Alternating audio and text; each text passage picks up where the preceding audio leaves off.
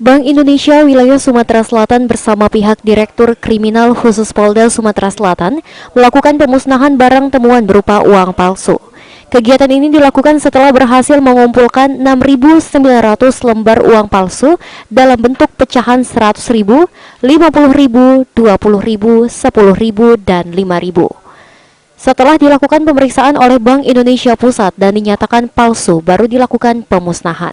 6.900 lembar uang palsu ini berhasil dikumpulkan setelah 3 tahun belakangan dari beberapa bank yang ada di wilayah Sumatera Selatan. Dengan adanya penemuan dan peran aktif dari pihak bank lainnya, pemberantasan peredaran uang palsu ini bisa dilakukan secara maksimal. Dari upaya dari BI, ini merupakan salah satu modus yang ada dalam peredaran uang palsu yang ada di Indonesia. Salah satunya adalah dengan cara mendapatkan dari bank yang menemukan sendiri. Ini merupakan salah satu dari beberapa modus-modus yang sedang kita selidiki dan tangani bersama-sama, dan tentunya ini tidak bisa sendiri.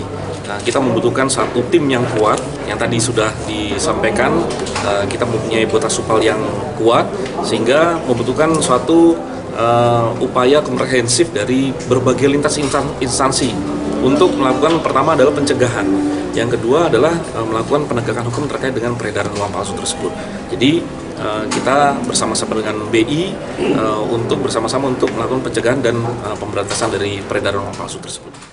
Mardiansyah, PAL TV.